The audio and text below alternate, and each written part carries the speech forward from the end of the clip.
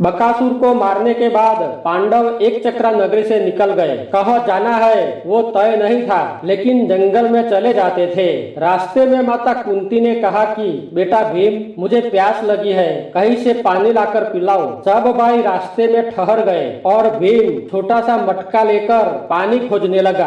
आगे जाके उसने एक सरोवर देखा। वो सरोवर में जाके घड़े में पानी भरने लगा। जैसे घड़े में पानी भरने लगा तो बुड़ बुड़ जैसा आवाज निकलने लगा। अब सरोवर में स्वर्ग से अंगारक नाम का गांधर्व अपनी अप्सराओं के साथ नहाने आया था। उसने जैसे ही घड़े का बुड़ बुड़ आवाज सुना तो तुरंत बाहर निकल के अपने धनुष से टंकार करके बाण छोड़ने की तैयारी की। लेकिन धनुष का टंकार सुनते ही भीम सतर्क हो गया और भागा भागा अपने भाइयों के पास आया। युधिष्ठिर ने पूछा कि भाई भीम, क्या हुआ, क्यों पानी लिए बिना आया? भीम ने कहा कि भैया, सरोवर में कोई है, उसने धनुष का टंकार किया। अगर मैं वहां से भागा नहीं होता तो मुझे बाण लग जाता। अर्जुन ने कहा कि ये हरामखोर कौन है जो पानी भी नहीं पीने देता? भीम भैया, चलो मैं आपके साथ आता हूँ। भीम अर्जुन को लेकर सरोवर आया। अर्जुन जी ने भीमसेन को कहा कि भैया, तुम ये पेड़ के पीछे छुप जाओ, मैं इसे देखता हूँ। भीम पेड़ के पीछे छुप गया और अर्जुन जी पानी में घड़ा भरने लगे। घड़े में से बुड़ बुड़ आवाज आने से अंगारक फिर से पानी में से बाहर निकला और धनुष का टंकार किया। अर्जुन जी सतर्क हो गए और मंत्र पढ़कर अपनी आसपास वायु का कोट कर दिया, जिससे उन्हें बाण न लगे।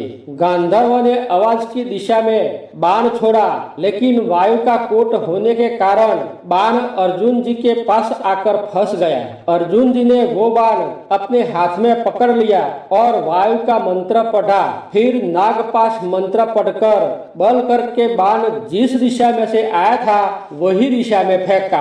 बाण ने गांधर्व के पास पहुंचकर उसे नागपाश से बंदी बनाया। गांधर्व ने सोचा कि मेरा ही बाण और मुझे ही बंदी बनाया, जरूर कोई मुझसे भी ताकतवर होगा। उसने अप्सराओं को स्वर्ग भेज दिया और खुद को छुड़ाने के लिए करगरता हुआ अर्जुन जी के पास आया। भीम गांधर्व को देखते ही पेड़ के पीछे से दौड़ता आया और गांधर्व को मार मारने लगा। गांधर्व माय बाप पुकारने लगा और बोला कि मेरी भूल हो गई, मुझे मत मारो। लेकिन भीम रुकने वाला नहीं था। अंगारक रोने लगा तो अर्जुन को गांधर्व पर दया आई। उन्होंने भीम को कहा कि बस भैया, अब उसे मत मारो। लेकिन भीम नहीं रुका तो अर्जुन ने कहा कि भैया, अब तुम उसे हाथ भी लगाओ तो मेरी कसम है। अर्जुन जी ने हाथ लगाने की कसम दी तो वो लातों से मारने लगा। फिर से अर्जुन जी ने कहा कि भैया, तुम इससे हाथ या पांव भी लगाओ तो धर्मराय की आण है। तो भीम ने पेड़ की डाली डाली से मारना शुरू किया। अब अर्जुन जी बोले कि भैया, मैं हार गया, तुम्हें जो करना है वो करो, मैं चला।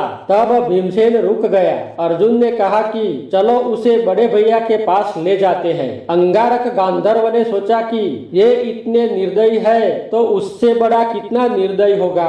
उसने अर्जुन को कहा कि मैं आपको अभंग रथ देता हूँ, तुम मुझे तुम्हारे बड़े भैया के पास मत ले जाओ। भीम ने कहा कि नहीं, बड़े भैया के पास तो ले जाना ही है। तो गांधर्व ने कहा कि मैं अभंग के साथ गांडीव, धनुष और अक्षय बाधा देता हूँ। फिर भी अर्जुन और भीम गांधर्व को युधिष्ठिर के पास ले गए। युधिष्ठिर गांधर्व को देखते ही बोले कि उसे क्यों बाधा है, उसे छोड़ दो।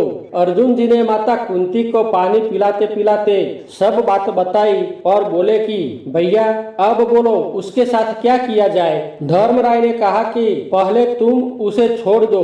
तो अर्जुन जी ने अंगारक को छोड़ दिया। अब धर्मराय ने गांधर्व को कहा कि तुम सरोवर में से किसी को पानी भी नहीं पीने देते, वो तो बहुत गलत है। आज से तुम उस सरोवर में कभी मत आना, वचन दो। गांधर्व ने धर्मराय को वचन दिया कि आज से मैं वो सरोवर कभी नहीं आऊंगा। युधिष्ठिर ने कहा कि अब तुम जा सकते हो। गांधर्व खुश होकर चलने लगा तो भीम ने दौड़ के उसे पकड़ लिया। अंगारक ने कहा कि भैया अब क्या है, मुझे क्यों पकड़ा? भीम ने कहा कि तूने जो रथ, धनुष और बाथा देने का वचन दिया है तो ये तीनों देकर जाओ। गांधर्व ने कहा कि तुम्हें जब भी जरूरत होगी तब मैं दे जाऊंगा। भीम बोला कि अर्जुन को वचन दो।